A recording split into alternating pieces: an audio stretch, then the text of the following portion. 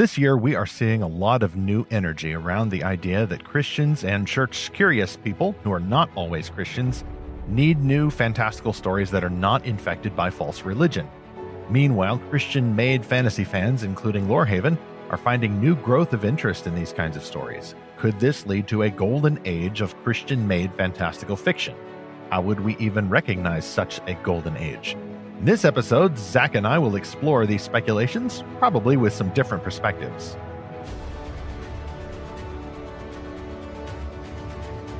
Welcome back to Fantastical Truth, the podcast from Lorehaven.com, where we explore fantastical stories for God's glory and apply their meanings to the real world Jesus calls us to serve. I'm E. Stephen Burnett, the publisher of Lorehaven.com, and also the co-author of a nonfiction book about fiction called The Pop Culture Parent. And I'm Zackary Russell, and this is episode 110. Could we enter a golden age of Christian-made fantastical fiction? And previously, we've talked about this, like you mentioned, Stephen, and we've talked about a Bronze Age and a Silver Age. So I like that we're skipping ahead to the Golden Age and imagining, the utopian version of what a fictional universe could look like. No Diamond Age, no Plutonium Age, no cryptocurrency age going on here. And I don't even know exactly how the eras would line up. If you're talking about, human pre-industrial civilization, you could talk about the Bronze Age or the post-industrial age or the information age. But if you're talking about comic books, then you're talking about the Golden Age when they invented Batman, Superman, and Wonder Woman, or the Silver Age where they invented Spider-Man, or any of the other ages that I don't want to mess up because I wasn't there for this development of the comics ages.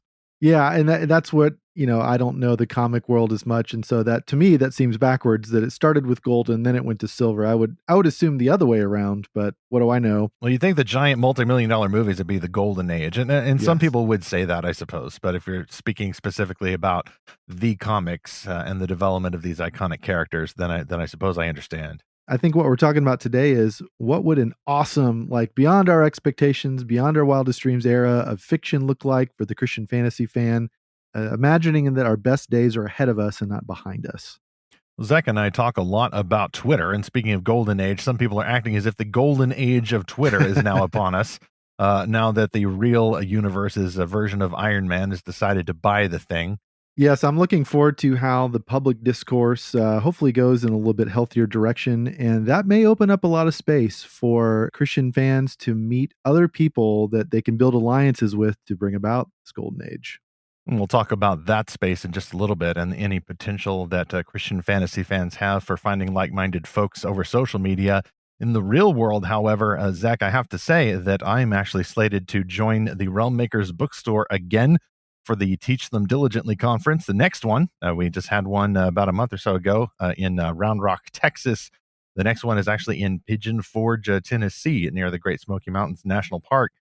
Teach Them Diligently holds that from May 5th to the 7th, and I'll be there with James Hannibal again, Scott Miner of the Realm Makers bookstore, and a lot of other great creators of these Christian fantastical stories. I'll represent Lorehaven, sell my own book, The Pop Culture Parent, and mostly I'll just promote lots of these stories by authors. What we do at these events is we just talk to homeschool families, sign autographs, that sort of thing, and everybody just helps everybody find the best book that they've made for the homeschool family or student in front of them. Which, by the way, leads me to sponsor one once again for this episode, the Realm Makers Conference. We're speaking a lot about fans at Lorehaven, but a lot of fans of Christian-made fantastical stories also want to create these kinds of stories. And if that's you, you want to know about this event, which is being hosted in Atlantic City, New Jersey. That's the live version, but there's also a live online version of the Realm Makers Conference this July from the 21st through 23rd. Here's the event description. Are you excited to take the next step in your speculative fiction journey? No, not an actual trip to space-time travel or forging your own sword. Joining us for Realm Makers 2022. This year's annual Writers Conference will again offer the event in person in Atlantic City and live online. So even if you're not ready to travel in July, you can still see the teaching in real time. Every class will be live streamed for our virtual attendees. Whether attending in Atlantic City or online, all attendees will have the chance to connect on the Realm Sphere in a dedicated conference space in our online community. Realm Makers 2022 is an amazing value because this year, every attendee gets access to replays of every class available through the Realm Sphere. No matter how you attend, if you have a manuscript you want to pitch to our participating agents and editors, you will be able to do so. You can get the registration link and learn more at our podcast sponsors page, lorehaven.com/podcast sponsors, or check the top of the show notes for this episode 110.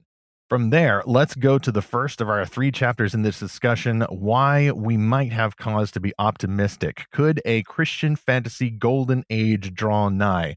And this is where, as with the last topic, I rely on Zack to share some of the speculations that he's had coming in from being less familiar in the past with other Christian attempts at starting a lot of fiction going on.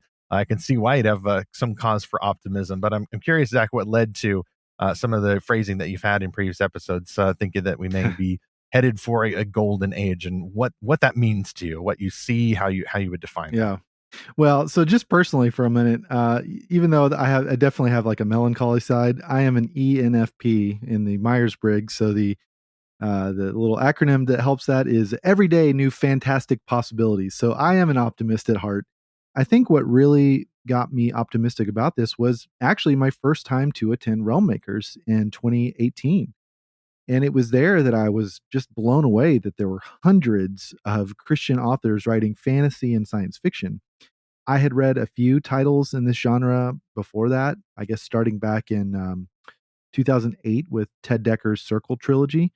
And then, I'd read Left Behind and the Christ Clone trilogy before that. But, these more fantasy sci fi books that I hadn't really known very much about in that kind of 10-year period.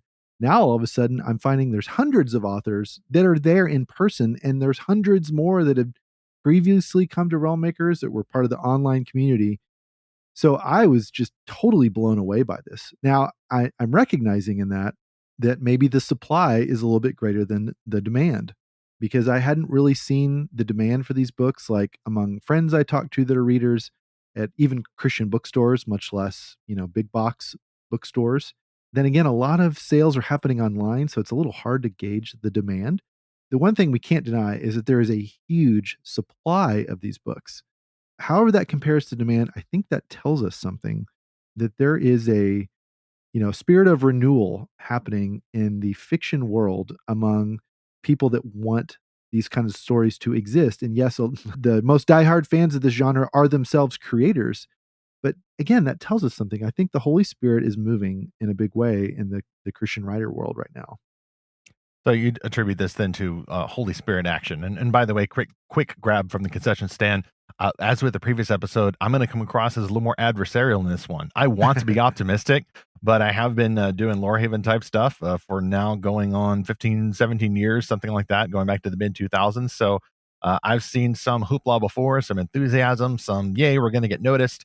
And then it always ends up kind of flatlining. And so, although I'm not saying that it's the same now, I do think there is some cause for caution as well.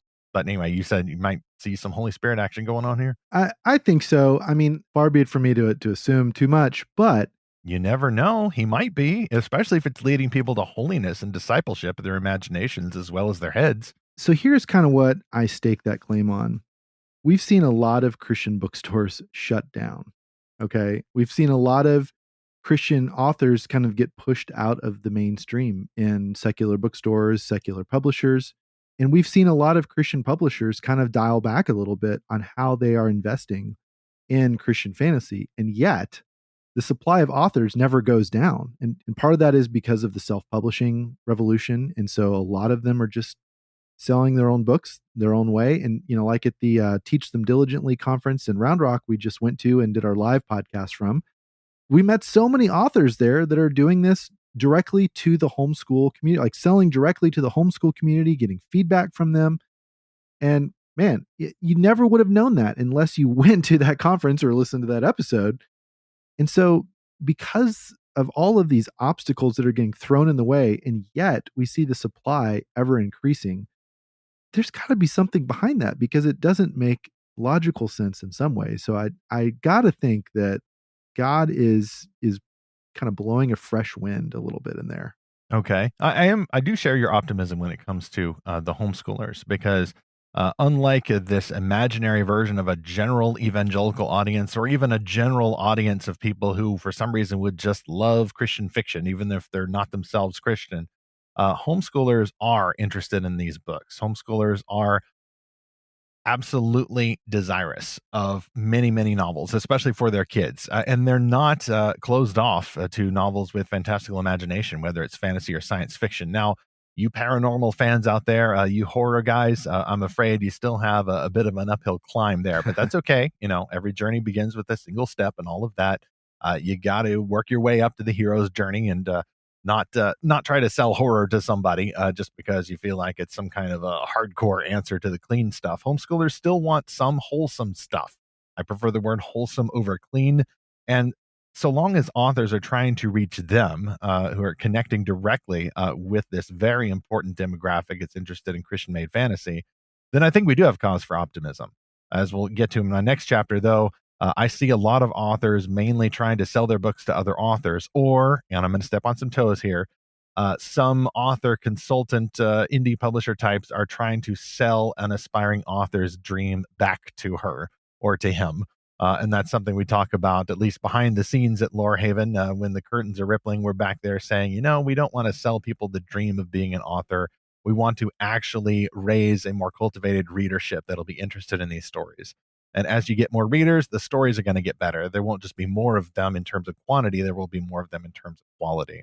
Yeah, now there are two things specific to the homeschool market that I think I've put my finger on, and one was actually one of the authors that we interviewed, and his big thing was chivalry. This was at the Teach Them Diligently conference, and I think that value of chivalry and really appeals to homeschool families.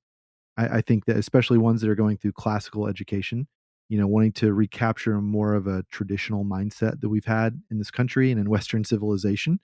I think it's a little bit bigger of a jump sometimes, but I think the sci-fi genre also appeals because so much of sci-fi is about, well, as Ray Bradbury says, I write science fiction not to predict the future, but to prevent it. And I think homeschoolers they're definitely hitting the brakes a lot on, how fast culture is changing and how it's going over a cliff in a lot of ways. And I think science fiction definitely captures a lot of that. But also, there's a lot of science fiction about exploring new planets, or there's this Christian sci-fi movie that I keep getting ads for. It's called like the Mayflower 2, about these Christians that go on a Noah's Ark kind of spaceship colony ship to another planet. And I don't know what else happens, but it kind of follows the same story beats as the original Mayflower. These sort of mindsets resonate a lot with homeschoolers, and we are seeing a huge surge in homeschoolers right now. The latest statistics I saw were that 5 million kids are being homeschooled in this past year. Now, of course, a lot of that is from COVID, but I think also a lot of parents tried out the homeschool thing. They're like, actually, we prefer this, so we're going to keep doing this. And then that's, starting a trend. So I would agree with you that if you focus on the homeschoolers as a potential market for Christian made fantasy, we have cause for optimism. Zack, is there any particular trend that you see when you look out at, even some of the limited circles we get in as being part of Lorehaven? Is there anything that gives you cause for more caution or even some pessimism? I'm not asking you to step on any toes there, but you were mentioning the enthusiasm of going to the Teach Them Diligently conference or even going to Realm Makers. And I would just note that still in either of our cases, we have to go out and find these circles of Christian made fantasy fans or Christian made fantasy creators. I would think, and I'll mention this a little bit later too, that in a golden age, it would just be part of Christian culture generally. It would just be suffusing everything the way that until recently some of the young restless reformed stuff used to kind of suffuse everything. Whether or not you were professing reformed Calvinist or something, you probably heard about these debates going on, and there was maybe a little bit of a golden age effect there. But any cause for pessimism or caution that you would see? Well, I think we'll cover that a little bit in the next section. But one quick thing I would say with the homeschool market is, Christian creators are going to have to be wise in how they write and market their books to this audience, because the homeschool market is very discerning about what they want their kids to absorb. Now, parents can't obviously read every single book their kids are going to read. They won't be able to keep up with most homeschool kids who are avid readers.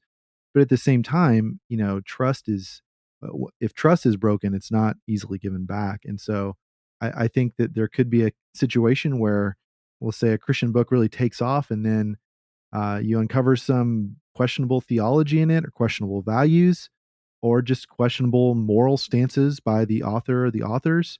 And that could turn off a lot of homeschoolers, and word spreads fast in that community. there could be a case of people overplaying their hand a little bit there.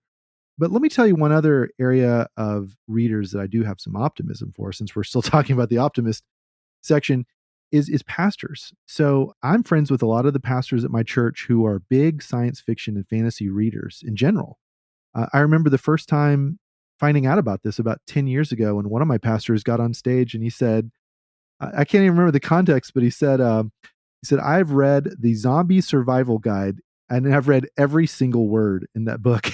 And I've read the other book by Max Brooks, World War Z, which is way better than the movie with Brad Pitt. No shock to anyone, but that was like crazy to hear a pastor talk about that from the stage. And then I've become really good friends with this pastor. Would love to have him on the show sometime to talk about this. But several other of my pastors at church are sci-fi fantasy fans. Now, some of them are more of the Tolkien and Lewis fantasy fans or Chesterton, so maybe they haven't really ventured beyond that. But I don't think they are necessarily closed off to that. That's just kind of what they're familiar with. A lot of these pastors are the same age as me. We're in our 40s. These pastors are going to be in ministry for several more decades. And so I think that is a long runway for a cultivation and a love, an appreciation of fiction to really take root in the church.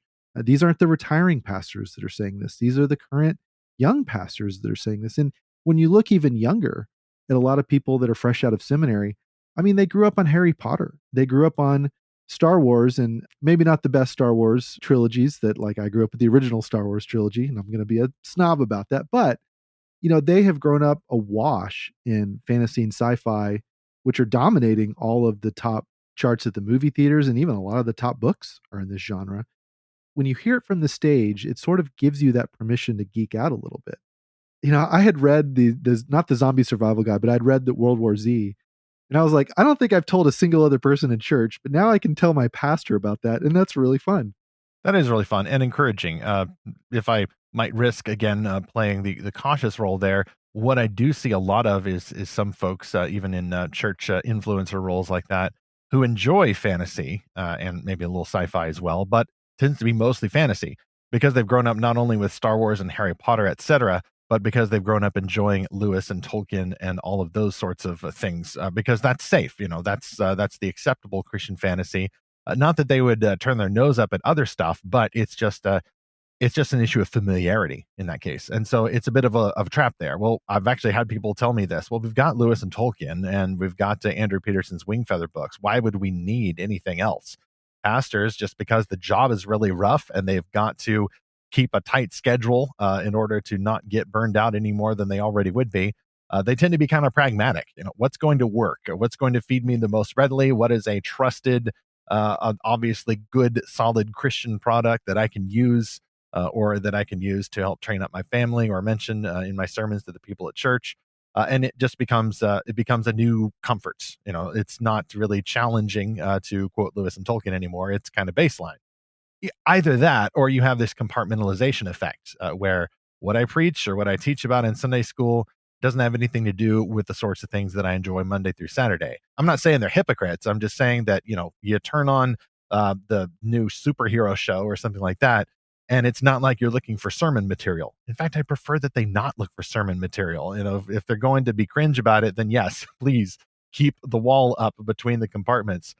The other issue I see potentially there is that people will enjoy TV shows and movies, but not read books. So the fact that you mentioned that your pastor or pastors had actually been reading books is encouraging to me because I always get a little uncertain when I hear people say, well, all these movies are all the best, most popular movies are superheroes or fantasy or science fiction. So why don't we have more of these books? And wait a minute, you just jumped categories there from Yeah. movies to books. Those are not always the same types of people. There are different people who enjoy movies. In fact, probably lots more because they're more easily accessible.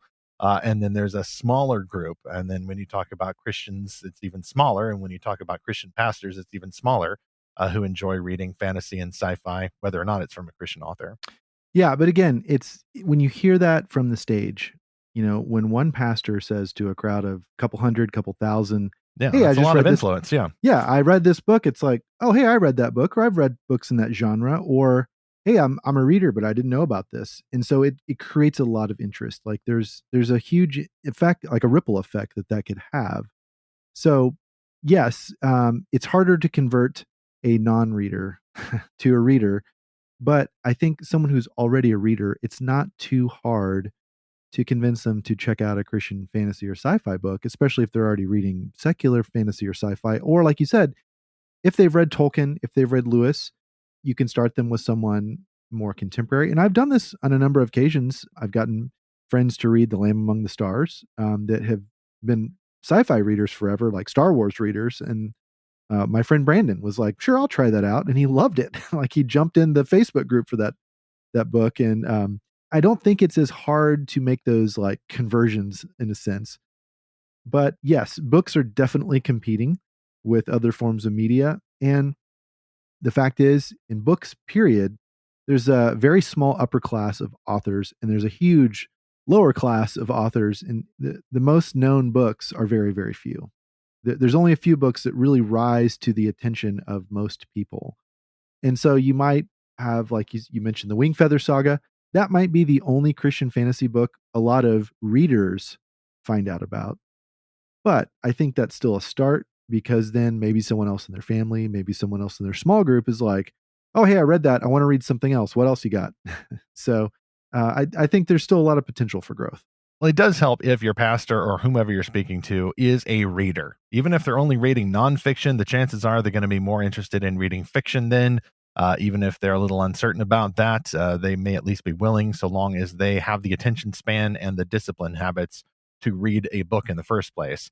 I think the only hurdle there would be if you met a certain type of Christian who thinks that fiction is evil, or at least fantasy is not that great. But there are fewer of those types of folks around. Some of our listeners may be more familiar with them just because we have a very unique listener base, but that is not the mainstream view among Christians. So, Zach, I think actually we've come to an agreement here. I think there are signs of encouragement for sure, particularly if you look at certain types of people. If you're looking out in the world, this giant, all encompassing category of all the people, everybody in your country or in your particular language group or ethnic group or whatever, you're not going to see a lot of signs for optimism. But a good marketer, as well as just a discerning person, is going to look at the types of readers who would be most receptive to Christian made fantastical novels, and they will see some signs of optimism. But I think you need to know where to look. And you've named a few types of people where we would know how to look. And even behind the scenes at Lorehaven, we're talking about these specific types of people who now and certainly in the future are going to be more primed to enjoy these kinds of books. So I think we see some signs for optimism, but if you're ready, let's move to chapter 2, which is when I am the pessimist, the cautious pessimist in this discussion. It's not just a role. I am more pessimistic. And I would venture to say that aren't we a little too early to claim that the golden age is just ahead? Zach, I don't mean to put words in your mouth. I don't know if you think it's just ahead, but you may be seeing a little more gold than I am. That's where I would be not a fantasy fan, seeing this fantastical horizon, but maybe more of a hard sci-fi fan. I'm going to put my feet right here on top of the metal plate, and I'm going to say, wait a minute, we need an explanation for how this craft gets its motive power. Like, I don't need to know exactly what goes on under the hood of this fantastical starship, but I need to at least feel that it's going to run. I want to know the details. I want to see the flashing lights, and I want to feel that it is real. I want to get some kind of science or at least a demographic info behind it. And I would just caution people who want to see more growth for this genre and therefore more and better stories. I think one would need to dial back the excitement just a little bit, just in case. As I mentioned earlier, long before Lorehaven got started, there was a blog called Speculative Faith that I joined. It was a pre-existing effort starting in the mid 2000s among Christian fantasy authors who were saying the same thing that we're talking about now. Well, we need to raise awareness that there is a market for these types of books so that more Christian publishers will try them out. Well, in a sense, it worked. Christian publishers did try them out. It was still the early days of the internet and blogging, and way to go, Speculative Faith team. You guys got on to the whole blogging trend pretty early, and it led to good places. I think you probably would not have had the publisher known today as Enclave if it wasn't for some of that early advocacy. You would not have a Bethany House and Thomas Nelson and some of these other bigger Christian publishers trying their hand at fantasy. But with some exceptions, it's still a very niche genre. We've seen some slow progress there. Some of these publishers have tried it. You may disagree with the type of stories that they tried, or you may think they should have marketed better or whatever. Blame the guys at the top, right? Not so much the readership for not finding the book. I don't blame the guys at the top. I think that you're right when you say that there is mainly an issue here of supply exceeding demand. Getting to some basic economics here. When demand for stuff exceeds supply, that's what we're doing right now. Just as a globe, and certainly as a country, at least in the United States, you get inflation. Too much demand, we want more stuff. There's not enough stuff because of lockdowns or rules, or China not making enough stuff that we want. You get inflation. But what we've got here, I think, and notwithstanding the big publishers I was talking about, you've got an issue of the supply exceeding the demand. There's lots of Christians out there, lots of young Christians mainly, who grew up maybe with rules against fantasy, or some uncertain standards about popular culture, and then they would find Star Wars or Harry Potter or superhero movies or Lord of the Rings. I think there was a lot of people who found this with the Lord of the Rings films in the early 2000s, and they went, whoa, there's this thing called fantasy, and there's Lewis and Tolkien, and there's this whole world. Wow, fantasy's great. Why isn't there more of this? I shall go write some immediately, and I will be the hero. We've talked some about this, and just a good-natured ribbing of this same pattern recurring with a lot of aspiring Christian creators. And I think that boosts the supply over the demand, because everybody who's demanding is also trying to supply. I don't think that that alone is going to lead to a golden age. Something else needs to change, and we can talk about what in just a moment.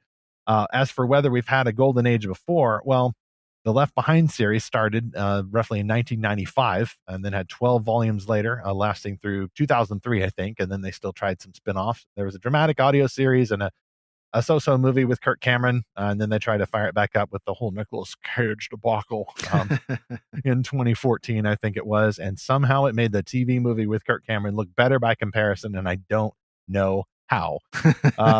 Cage, by the way, is getting a renaissance, but the Left Behind series did not. Frank Peretti is effectively retired. He was the previous, Christian fantastical king. And then Ted Decker, not sure what Ted Decker's doing, but those are kind of the three kingpins, at least among the male authors, doing something that was not straight up fantasy. They all did more contemporary fantasy with some spiritual warfare going on. Even then, I don't think we had a golden age. You may call that a bronze age if you're talking about contemporary evangelicalism and some of the themes that we talked about with Christianity Today's Daniel Silliman back last fall in 2021.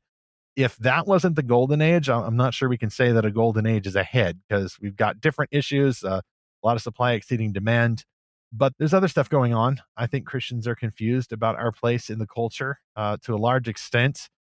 And the stuff that we're getting in some of the books that I see, because we review a lot of books at Lorehaven and we positively review books, but we are seeing a lot of books that we don't review. And I'm not going to throw anybody under the bus, but I will see that some of the books that we see, especially more independently published books, tend to have some pretty basic genres or pretty basic themes. And generally, I would just call it basic fantasy.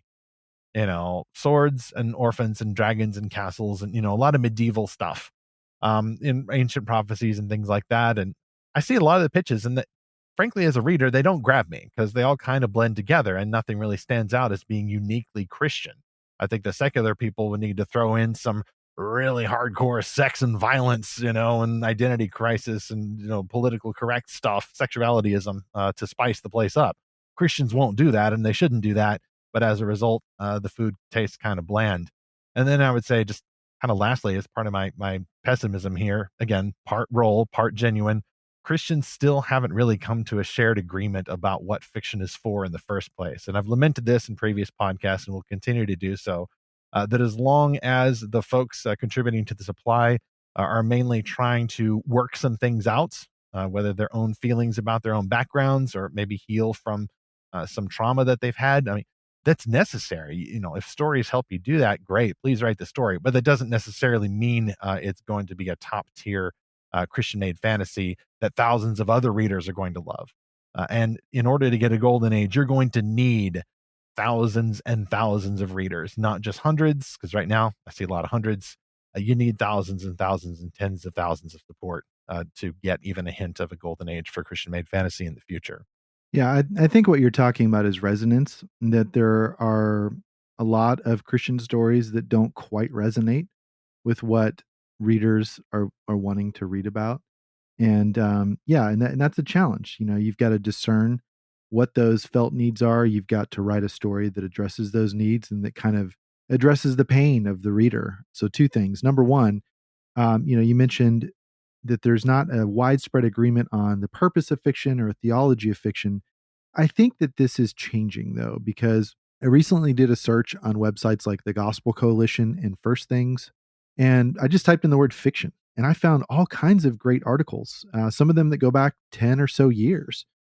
And so I think there are a lot of Christian ministry leaders that are trying to cultivate this mindset towards fiction, like a biblical mindset that fiction is good and that even fantastical fiction is good. I searched for fantasy and actually found some good articles there as well. It may take a while for that to kind of trickle down to the congregation level. I do see that changing in a positive way. But the other thing I see changing is the loss of the subscriber base from Netflix, Disney Plus, and other streaming services. Netflix has lost 200,000 subscribers. They were trying to add 2 million something this quarter, and their stock is absolutely tanked, Stephen. I looked at it over the past 2 years, and it's down like a third of its high point. Wow. And it shot up at the beginning of COVID, like this time 2 years ago, and Netflix was everyone's best friend. Because what are we going to do all day? We can't go anywhere. I guess we'll just watch a bunch of Netflix. And then Disney Plus came along, and they really took off. But now Disney has also destroyed their own brand. These companies are, it's not that they have content that's objectionable or offensive, it's that they are pushing this content and doubling down on offensive or controversial or just highly sexualized and politicized content that no one really wants. It's just a very fringe percentage of our country that wants all this like uber political stuff. So I think that so many people are unsubscribing, canceling it, and they're never going to go back. That's the thing that I think a lot of people don't understand is that once you break that trust, like I was saying earlier, it's very, very hard to get back when people lose trust in a brand. And so I think that is opening up a lot of people to say, you know what, maybe all this streaming media was just really bad for us. My parents taught me when I was a kid that TV was going to rot my brain and destroy my eyesight. And so maybe we need to go back to books or audiobooks. I think audiobooks are actually growing quite a bit more than just print books or even ebooks. I think demand is going to go up for reading. It's a huge opportunity, but I think the challenge is that Christian creators have got to pay attention and really capture that opportunity. I really hope you're right. At the same time, I think the principle could translate. We were talking earlier about pastors and other people who are interested in Lewis and Tolkien and maybe fantastical TV shows they grew up with and loved, but maybe are slower to catch on to this whole idea that there are newer fantastical stories made by Christian creators. A lot of people, when you tell them about that, and I know because I've done that, and they'll say, "Well, I don't read Christian fiction." Why not? Like what's the issue? Christian fiction is all bad. There's too much of it, and what little there is of it is not engaging the real world. It's very shallow, it's very sentimentalized. In other words, to them, the brand has been tarnished. That's why I don't use the phrase Christian fiction. I talk about Christian made fiction. Kind of the same thing. We just drop in the made. This is not a label. This is not a bookstore shelf label. It's just a story that could be excellent. It could be terrible, but it just happens to be made by a Christian. So a little rebranding may help with that, if I may dare a little optimism there. But keeping with my pessimism, I'm not exactly sure that this means that streaming is over. I think it's just getting more diverse. Netflix was first into the whole streaming revolution starting many years ago. And to Netflix basically became a verb, or more like somebody referring to an adhesive bandage as a band-aid or a tissue as a Kleenex. Netflix became synonymous with streaming TV. Well, now that's not the case. You mentioned Disney Plus. There's HBO Max, and they just merged, or Warner Media just merged with Discovery to make another giant company. And so they're getting in the game even more.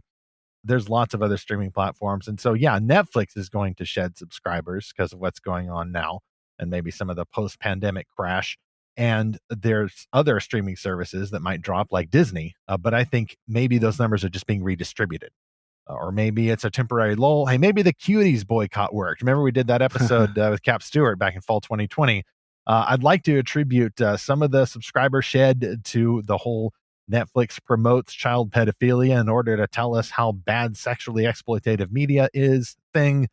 But I'm not sure that it was just a Netflix boycott or a cancel Netflix campaign. I think you're probably right that it was post pandemic stuff, but also I think people are still hooked on their TV, and maybe some of them will turn off the TV more permanently and go to books. I'd certainly hope that if there are people like that, it would be Christians, because we're not legalists here. We don't believe that TV is evil, but we are people whose faith is founded on a written word that communicates images and a relationship with Jesus Christ exclusively. But God wants us to study books. That's kind of his thing. That's the way that he revealed his inerrant word in a way that everybody can get into. It's called the perspicuity of Scripture. It's the clarity of Scripture. If God had made a movie back then, we wouldn't have got it nearly so well. There'd be spoken word issues, there'd be cultural issues, but the Bible is what we study. The Bible is what we should be getting into, and therefore other books are a little bit closer to our home field advantage. I think there is a article on Screen Rant, which we can maybe link to, but it actually takes a contrary view about the Netflix subscribers going to other services. People are canceling in mass. Oh, really? Okay. Yeah, a lot of it said the title is Netflix losing subscribers is bad for Disney Plus and HBO Max too. Fascinating. And okay. It goes on to explain, but a big thing besides objectionable content is the fact that these streaming services are going up in price and making it more difficult to use the service basically. Or there's a lot of talk about the whole password sharing thing, and they're going to crack down on that, and or maybe offer like ad supported streaming plans. And you think about, why did people originally get these streaming services? It's to get away from the whole cable wars and to get away from all the commercials. It was so simple to watch something on your phone or tablet or even computer, or hook something up to your TV. And the more that these streaming services make that harder and make that more expensive, I mean they're killing the original appeal that they had. I'm not saying their fate is sealed, but I'm not saying they're going to figure this out anytime soon. So the other thing I saw recently, it was kind of more of a meme, but how, it used to be with cable, it's like you had all these different packages you had to choose from and all these channels you didn't really want. And so then everyone started doing the a la carte thing. And now there's a million a la carte options. You mentioned the whole Universal thing, and there's Peacock and Hulu. There's just a million of these things now. And people are like, I can't keep up with all this. I'm just going to take a break. Whereas a book, much simpler, very low cost of entry. And I think it is more challenging sometimes to, have the attention that you need to read a book rather than just turn on something or just scroll through social media. Like, it's definitely a different skill in a sense. But what I'm trying to say is that the need for entertainment is never going to go away. Right. And if people are turning away from one form of entertainment, they're going to look elsewhere. If Christians are there wisely offering stories, and I think, you've got to play that balance of being open about the fact that you're a Christian, being unashamed, not trying to hide it, but at the same time, the what readers come to a story for is a good story. They come for good entertainment. If they're turning off Netflix because they're tired of being preached at or politicized, they're not going to open a book that's like, hey, I'm going to preach at you and politicize you with this book. If Christians can take advantage of the moment wisely, then I think books will take off. I really hope you're right. I do have another burst of pessimism before we move into, I think, the shared optimism stage is what we could do to get to a real golden age. And what would that look like? First, we are coming out of the pandemic lockdowns. I think for real this time. I'm going to go flying now tomorrow without wearing a mask, which is amazing. But that has thrown off all kinds of different cultural shifts. You've got people switching political parties over this stuff.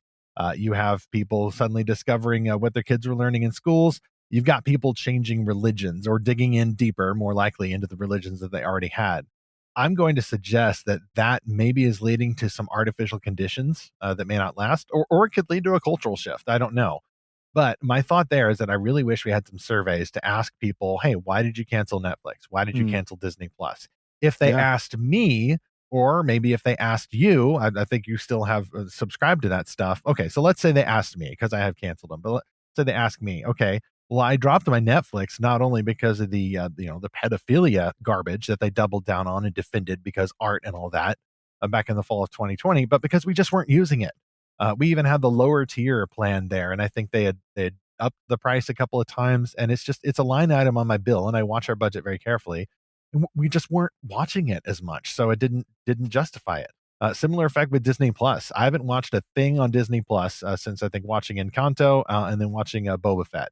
I found the Marvel superhero shows kind of forgettable. I really didn't care to anticipate the others. So even the big event stuff with a familiar and to a lot of people comforting and nostalgia based company wasn't working on me. So at least so far, I'm just not using it. I think if a lot of people are going so far as to cancel something like Disney Plus, because Disney's nearly century old company now. There's all kinds of brand equity in there, or there was. But if you're a normal type of person and you cancel that, one of two things are happening. First, you may be paying attention to the news. You know about the stuff we've talked about previously on this podcast, and that you've probably heard about, especially if you follow the cultural conservative news makers and such, that there were leaks from Disney creators talking about the false religion they're going to put in their TV shows. Okay, maybe one of those is a little weird, but there were several of them that all got dropped at the same time. And it could be that people said, okay, that's it. I'm out. I'm not going to enable that sort of thing. That's gross. It doesn't take a, uber Christian conservative homeschooler to do that. It may just take a regular type of person who's not a Christian. They're not the same thing. The second reason that people may be canceling Disney Plus, or maybe it's a combo of these two reasons. The second reason is that we are still in that aforementioned period of inflation. Everyone's bills are going up. Taxes are going up. The cost of milk is going up. The cost of gasoline is going way up with no signs of stopping. People could be thinking kind of like I thought, like, wait a minute, not only am I having to work more, not only do I want to take better care of my family because I'm working so hard, I want to make sure that I'm watching out for my kids more, but I also just don't have money left over for something like Netflix or Disney Plus. So, even a materialistic, entertainment craving American is going to know to trim the fat a little bit. And frankly, you probably can't trim the gasoline budget or the food budget, trim the entertainment budget. I think a lot of people are going straight for that. And I don't think it necessarily means that they're suddenly going to get into books. If they weren't in the habit of reading books before, I'm not sure they're going to be now. It's like thinking that you're going to get, $1,200 exercise equipment in your room. If you weren't already going for a jog on your block, then you're probably not going to commit to a workout. If you're watching a lot of TV, you're probably not going to immediately jump into books. And I would suggest, Zach, that you mentioned the price of the, what is it? You said the entry point or the entry cost for books is lower. Isn't it actually higher? Disney Plus is $8 a month. That might get you a new ebook. Maybe that's $5 to $8. But like a paperback is going to be $10 to $15, and a hardcover is going to be $20 to $25. Well, there's always libraries though, where you there's can always check it out libraries. Your local library, paid for by your own taxes. So definitely go there. Or your friends who have these books, and they'll happily loan them out. Start a lending library with your friends. There you go. Even then, even if you got the books for free, if you're not in the habit of reading, the price point is still high. If you've just gotten rid of something you're familiar with, like Disney, I'm not sure you're going to pick up something unfamiliar like reading books. Sure. That's definitely an obstacle. And I'm thinking in my mind of the Venn diagram of Netflix subscribers who are also readers. And now it's because it is hard to convert a non-reader to a reader, but someone who's already a reader and who's like, you know what, I've been watching too much Netflix, I should read more books. I think that's a little bit easier of a hurdle, but I also think you're right about if I'm having to work more because my money is worth less, then I have less time to read and I'm more distracted. I need something that I can read very easily. And you know what? This is true for me too, Stephen. I have a couple of books that have been sitting on my shelf. One is like an epic fantasy. Another one is an epic sci-fi series. And another one is a sci-fi thriller. And this third one, it's a thriller by Blake Crouch. It's the Wayward Pine series. I realized this week, it's like, I just need something to read that I know is going to hold my attention and I can read quickly because I just need to get my mind off a couple of things going on this week. And I've already read 250 pages of this 300-page book in a couple of days because it just flies. I fly through Blake Crouch's books, and it's a trusted brand because I know it's going to be an entertaining story that holds my attention. Some of these other, epic 800-page books that I know are going to be more chewy, more of like a 5-course meal rather than just like some kind of fast food or whatever. I'm putting those off when I have a little bit more bandwidth. And so it really depends on the type of book that someone is willing to invest in time wise, not just money wise. We may see certain kinds of books beat out others. I mean, the honest truth is, if you go to any bookstore, the mystery thriller section is way bigger than the sci-fi fantasy section. And so that, you go to any airport bookstore, and that's the same thing. Those are the books that face out, like when you walk by. There is going to be higher interest towards some genres. But the reason I like Blake Crouch as an author is because his books are sci-fi. They're just in a thriller format. That's really kind of catching my attention, and I'm kind of rethinking the types of books and writing that I should invest in a little bit. That makes sense. And I think that point about the Venn diagram is a good one because even if the Venn diagram for ex Netflix subscribers and potential book readers was a circle, we still haven't made the jump to specifically Christian made books, specifically Christian made fantasy books. That's at least 2 more genre descriptors there added on. That shrinks the pie just a little bit if you're talking about the Venn diagram. But if you're talking about Christians who are canceling Netflix or moving on from a lot of binge watching based on principle, and because a lot of Christians now increasingly enjoy fantastical books, well, then there you go. There's just a few hurdles left. Access to these kinds of books because not hardly anyone's going to a physical Christian bookstore anymore. But there's also that brand question of I don't read Christian fiction because it's bad and or unrealistic and it doesn't seem to meet my needs and it's all for women. Some of the stereotypes that just aren't true anymore. So there's a few hurdles to that. There's a few barriers on our way on the golden path leading to the golden age. But one of those hurdles, of course, is just the fact that people need practice reading. And that leads us to our second sponsor for this episode. It's the perfect segue. I'm not going to miss it. Do not practice reading fantasy novels or any other books in isolation. If you're not used to it, the best way to get used to it, to discipline yourself, to enjoy these fantastical stories is to do so in community. And that leads us to the Lorehaven Guild, our exclusive community on Discord.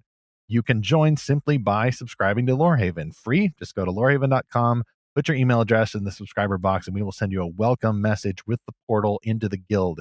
As we record this, we are wrapping our 4th monthly book quest for S.D. Smith's novel, The Green Ember.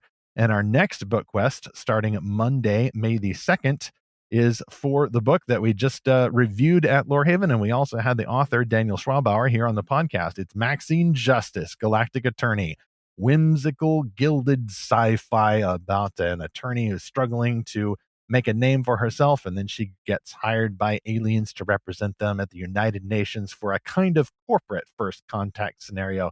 Different kind of story. We thought it would be great to explore as members of the Lorehaven Guild. So join up, become a hero, and then you'll be ready to explore Maxine Justice and other stories along with the community of faithful, discerning, but also fun Christian readers in the Lorehaven Guild.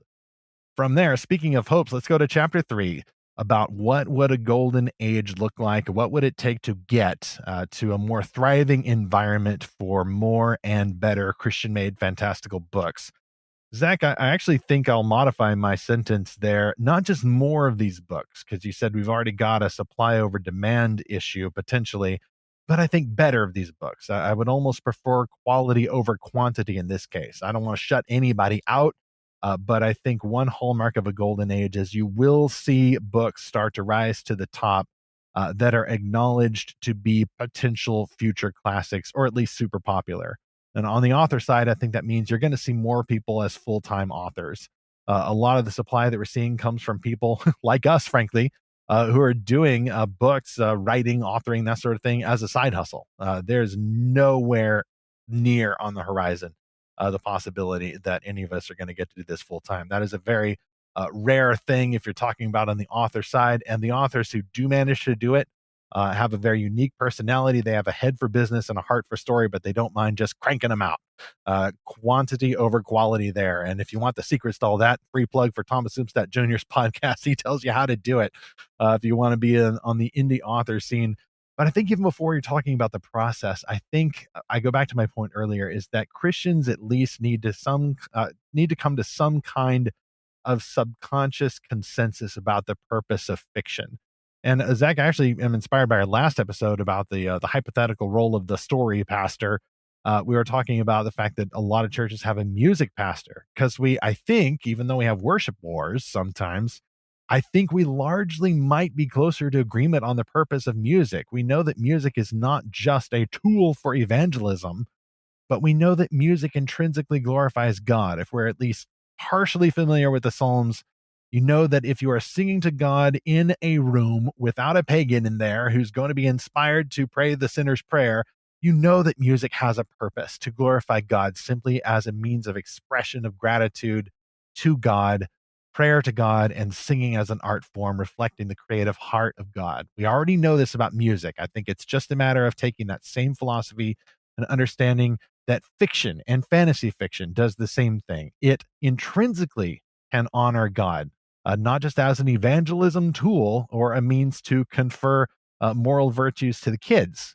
Fantasy storytelling is just as glorifying to God as music. I also think that if we are to have a golden age, we would be looking for success among Christians and not just looking for stuff to get big on the New York Times bestseller list. I think a lot of Christians, and I know because I was there, we got really, really hyped when the Left Behind book started hitting the New York Times bestseller list. And that was legit crossover success. I never would have expected that when I started reading the books in 1997. That I think it was around 1999 that suddenly they're hitting the big leagues. And the books are going into Walmart and all kinds of interesting developments. Still not a golden age. Still not a golden age. But I think that we might have a golden age without those big bestseller list statuses. I think it might, again, be more about quality than quantity of copies sold. I think that Christians, at least from a marketing vantage, need to basically stop thinking about bookstores, stop thinking about having the books appear on the bestseller list, but maybe think more like the old comic book shops of old. You had this entire subculture developing in these little tiny shops and strip malls, and kids going in there in the 40s and 50s Oh, and I was one of getting them, their Stephen. decoder rings. Yeah, well, in the 40s and 50s? No, well, in Okay. the early 90s, I went Yeah, up to it was the still going on. Yeah. yeah, there's a baseball card and comic book store real close to where I grew up. It's still there. I went there all the time with my friends. We rode our bikes up there. We got some baseball cards, got some comic books, went and got a Slurpee or whatever. And man, I have so many good memories of that. I'm really glad you brought that up. That's I think you're right. That's the kind of Mhm. environment that these kind of books need to be discovered. Now, how do we do that nowadays? I don't quite know. Yeah. But you're right. I think it's those small communities that really garner this interest. Yeah, and Zach, I know you've been really big on the cultivation of a smaller, hyper local community, and I share that goal as much as I can with the time that I have. I think it starts at that local level, thinking more like the little tiny comic book shop rather than the big Christian publisher. We got to get the big Christian publisher to publish more fantasy. No, I think that's skipping too far ahead. I think you need to cultivate the ground where you are, your local church, your local community. I mean, that's what Lorehaven tries to do. And I mean, yes, it is a little bit more bigger picture focused, being a website. We're having resources and staff creators from all around the country, but still intentionally reaching local people and then drawing folks, hopefully, into the Lorehaven Guild as more of a, at least a simulacrum simulacrum. How do you say that? I'm a homeschooler. I don't know how to pronounce things as well. That virtual version of a local community. That's what we're trying to put together. Real quick to finish up, I think if we are to have a golden age of Christian made fantastical fiction, I think we would see more variety among the stories. I mentioned some of the uniformity that I see, at least among some self published titles. A lot of, shall we say, a lot more female friendly stories, not only self published, but from smaller publishers. I've noticed the book covers are getting a little bit pinker and purpler out there. It's just a fact. I think we might see more science fiction, and we might see more paranormal. I might even see some horror. Oh, the horror. Well, not just fantasy, at least, and not just fantasy with a strong female lead and a medieval spin-off setting. Personally, I'm ready to branch out. If you start pitching a science fiction book, like, for example, Maxine Justice, Galactic Attorney, then I'm going to sit up and take notice because it already seems pretty different from all the other books out there. I think a golden age would have a much wider spectrum of gold than the more pinker, purpler, more fantasy side of the color there. I also might suggest, just from the author end, that you would see people who are creating fantasy not as a means of working out some of their thoughts on Christianity or identity, maybe some self healing attempts there. But I think more authors would be creating stories out of a surplus, frankly, not just a surplus of talent or a surplus of time, but a surplus of grace. A good author, I think, who's going to rise to the top is going to have more to give. Sometimes I can tell when I'm reading a book, like, I think this author is really struggling with something, and I think this story may have helped them.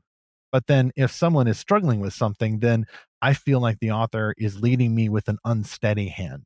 I Oh, want, absolutely.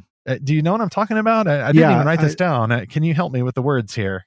So I've been thinking about this, and let me just Okay. name what it is. I think a lot of books that are being written by Christians, like you said, they're not simply exploring these issues or questions they've had. They're deconstructing. Let's just call it what Well, it no, is. that's true. Yeah. Well, I'm thinking more about Yeah. emotional doubt, not so much intellectual doubt, but that's true. And I'm Yeah. literally thinking of a few authors now who are clearly working through some stuff. And I don't think they need to be writing fiction, at least while they're struggling with this. Right.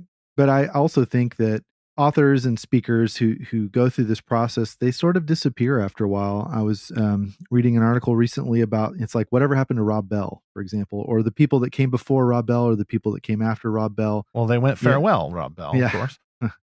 They sort of disappear from the Christian group consciousness, if you will.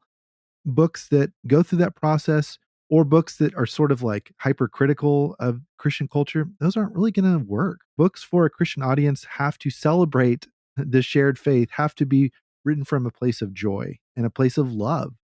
And books that are just standing on a different kind of soapbox aren't going to work. Yeah, it's just another kind of message fiction. Seemingly, the author has grown up very familiar with the message first, creativity later Right. approach to fiction creation. And so they decide, well, I'm going to do something completely different from that Left Behind series that just wanted me to sit around waiting for Jesus to come back, right?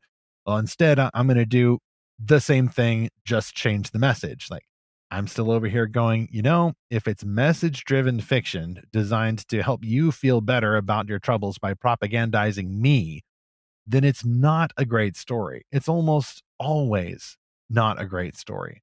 Whereas someone with a surplus of grace and imagination, who clearly has been gifted by God with talent and life stability and maturity and creativity, generally that kind of person may not have the absolute best story in the world, but they're going to be leading you into the story with a firmer hand. I'm not sure how else to describe that. It's a difference I've seen among some books, and it's not even traditional publishing versus independent publishing. I've read books by authors who generally know what they're talking about and who clearly are in it for the happiness of the task. And I've also read books by authors who are clearly struggling. And the book was a struggle, and every book is a struggle, but this book clearly more of a struggle than normal, especially if they're trying to deal with maybe some themes of theology or suffering that they don't seem to have a firm grip on in their reality, and so it doesn't feel like they have a firm grip on in their fiction. I think you're going to have more of those, more of those firm foundation stories if we're going to get to a golden age of Christian-made fantasy.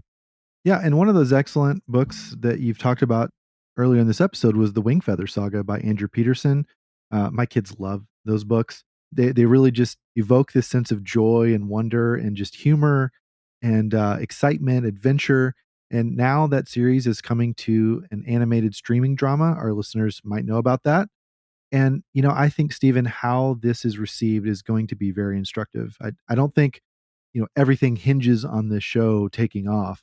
I think we got to get away from those kind of mindsets like, this is my moment. Yeah, the ship has come in and now we're all going to be rich. Right. But I do think it is going to be a turning point of some kind. And similarly, but in a sort of different direction, I think Amazon's The Rings of Power is going to be another turning point.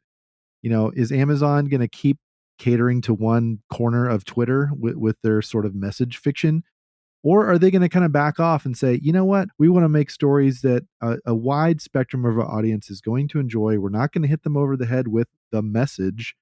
We're just going to make a great story.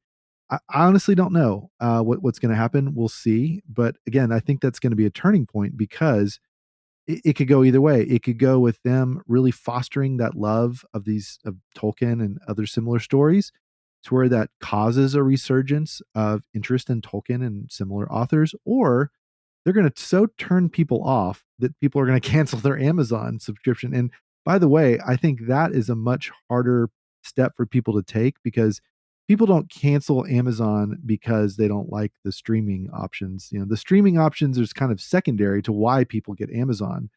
But if Amazon destroys their own brand like Netflix and Disney have, that will be a huge turning point. I think that again could be one of those opportunities for Christian creators.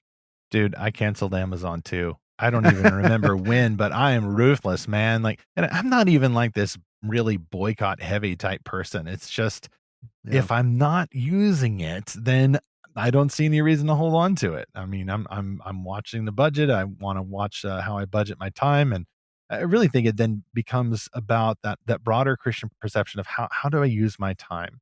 Do I divide my recreational pursuits from my spiritual growth pursuits, or do I see that all of my time is a gift from God and all of it, every moment, Monday through Sunday, every hour, whether sleeping or working or taking care of my kids at home or going to the office or reading a book or watching a show, all of it is time gifted by God and all of it has potential to help us be more like Jesus, which is the chief end of man to become like Jesus. We can glorify God and worship him forever. If you can do that through Netflix, great. Amazon, Disney Plus, whatever, great. Secular book, great. Christian book, great. But as we're getting better Christian books, I think that if you want to maximize your time, then an excellent, at least in theory, an excellent Christian-made fantastical book is going to do more with less time. You're going to have themes in there. You're going to go on a journey that you're not going to be able to go on if you're watching Rings of Power on Amazon or something else on Netflix. Like you can definitely glorify Jesus through watching a show like that, so long as you're not sinning any more than usual, right? It's not just entertainment. Stories have power and all of that. But a Christian made story has a unique power. It comes from a Christian family member. If it's good, then it is glorifying God, not only to your head, but to your heart. And I think that as more Christians are understanding that, and that when supply and demand level off, and we don't have the inflation effect or any of the other effects going on, then I think then maybe we won't see a golden age, but we may see a gilded age, using that kind of retro term. There may be gold at the edges, kind of like the gold at the edges of the old Bibles, and I'll take that. I think that's all that we can hope for is just little bits of gold, little bits of value here and there. But got to end with an eschatological reference. The golden age of Christian creativity in any way is probably never going to come until Christ comes. And after that, I think in the new heavens and new earth, when Christians are set free with a surplus of creativity and talent and grace and energy, then we will have the most amazing stories ever made. Obviously, not just in books, in real life, but real life comes with periods of rest as well as hard work for the glory of God. You'll want to sit around, you'll want to read a book in the new heavens and new earth, probably more often than you'll want to read a book now. And even better, you'll have the capacity for it. You'll have the training, you'll be able to do so in community. That future golden age for Christian fantastical fiction will be awesome. Well, to you, our listener, if you have thoughts about the golden or gilded age of Christian fiction, we'd love to hear from you. Send us a note to podcast@lorehaven.com or find us on social media. Look for Lorehaven. Leave us a comment on this episode. Or go to lorehaven.com and you can comment right there on the episode page. Stephen, I actually have some immediate feedback now that I've thought about it. It's kind of funny and ironic is that, being the optimist that I am, I have not canceled Netflix, Disney, or Amazon. And so but you're still doing more reading, buddy. Yes, but I'm doing more reading. Okay. I'm optimistic that these streaming services will come back to the center a little bit. There was a joke I saw yesterday about how Netflix is cranking out these Ryan Reynolds and The Rock, Dwayne Johnson action movies where they're just punching things and it's just kind of a dumb kind of fun. And it's like, yeah, that's what I loved in movies, growing up in the 80s and 90s, just these kind of entertaining movies that weren't the message or whatever. So I'm optimistic. Maybe it'll change, but at the same time, I'm I'm trying to invest a lot more time in Christian literature. So if you, our listener, have some thoughts along these lines, how are you responding to this? How are you, preparing for this potential golden age? Again, please send us a note. And that note will arrive at our comm station. Zach just sent himself a note, and I just sent myself a note as well. I can also be optimistic, Zach, because the one service that I've not canceled, well, there's Crunchyroll, which is anime. Yes, I'll out myself. But also HBO Max comes along with my cable bill. Otherwise, I would have canceled it because they have utterly failed so far to #restore the Snyderverse. But they probably will because of that merger I mentioned earlier, which, by the way, has also resulted in going after the CNN Plus service, right? I mean, Zach, I know you were first in line to sign up for some CNN Plus, but I'm sorry, it failed. You'll get your money back. No Chris Wallace for you, bud. But I've also held on to the HBO Max just in the hope that they will put some better stuff on there, even though it still gets kind of nasty. But I'm still trying to pick up my reading as well. But anyway, speaking of reading, we got some text messages here in the comm station. So no holographic display, no Vox transmissions. A lot of feedback about our past episode 109, the one we were speculating about story pastors, kind of the prequel of this episode, really. Some of the feedback we got was, of course, people signing up to be an imaginary pastor, an imaginary church. A lot of imagination in this episode. As Zach said, we were kind of dreaming big. But some of the feedback we got was saying, well, why couldn't we just, put the church librarian on steroids? She's already cultivating the books. So she's already maybe hosting book clubs. Why couldn't we just do that? Which kind of gets back to my point, Zach, is that, well, it doesn't have to be a story pastor, which may be too hard of a sell.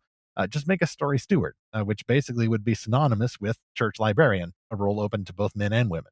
Yeah. Emery Alexander wrote to us and said, quote, "I am the pastor of a small church and I've written several short stories. I recently began to consider how I could incorporate stories into my sermons. As preachers, we often use illustrations, which are usually true stories. However, I believe a modern parable could be helpful as well." End quote.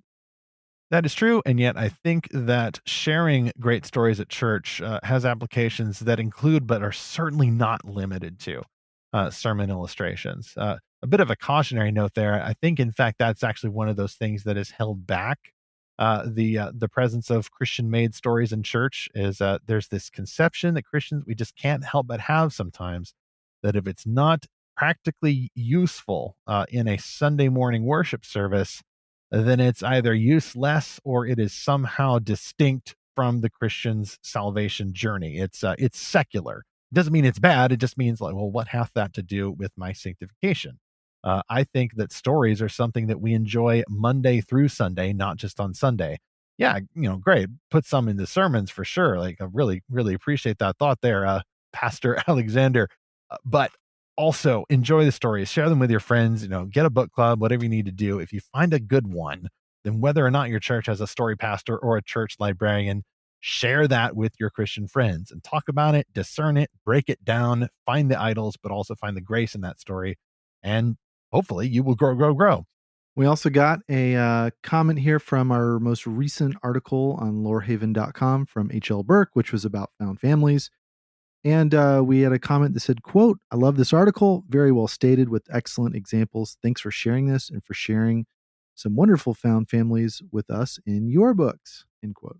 Zach, we're kind of cheating there a little bit, including the comments from the articles, but I want to do more of that because we have some great articles at Lorehaven. And as we talked about recently, also a controversial article or two. This one is another take on a very similar subject of the found family issue. H.L. Burke is the author of the Supervillain Rescue Project series and a bunch of other great fantasy and superhero books. She knows her stuff. She knows the found family trope. We recently did a book quest for her book Power On in the Lorehaven Guild Discord server. This is a really great article. We'll, of course, link to that in the show notes. I encourage you to read that and think about not only the flaws of found family, the fact that some people can, by accident or even by design, turn the found family into a justification for something that is not family, but also keep in mind the fact that not only God adopting us as sons of his, but also just the amazing found families that we have in our lives can glorify him. It's not a cause for undue alarm, certainly a cause for discernment, but also a cause for rejoicing. Found families can be great in fiction and certainly in real life. Next on Fantastical Truth, well, one of us, me, is actually out of town to teach them diligently in Pigeon Forge, Tennessee. So In our next episode, we are actually going to feature a multiple choice presentation. It's a surprise box. Open it up. What's inside? It could be one, any interviews that I do with readers or authors that I'm able to fetch for an interview on site at the conference, and or two, perhaps a recording from my presentation called Why Do Your Kids Need Fantastical Stories for God's Glory? And even then, Zach, it could be the one that I did in the Round Rock conference, or it could be the one that I do in the Pigeon Forge conference. Which one is better? We'll see, and you'll hear about the biblical and practical reasons that families truly need fantasy, science fiction, and other stories that, as we were talking about, offer many idols, yet also many graces. Meanwhile, whether or not you're in the golden age, maybe you're in the silver age, maybe you're in the bronze age, the pre-industrial age, the mud age, the gravel age, or maybe you're just looking forward to a better age, make sure that you put that hope into Christ's return, the new heavens and new earth. We're not looking for this amazing era of Christian creativity now as much as we are looking forward to Christ's redemption of all things when he comes to earth and we get to go on real life adventures as well as create fictional adventures to glorify him. In light of that hope, let's keep seeking and finding his fantastical truth.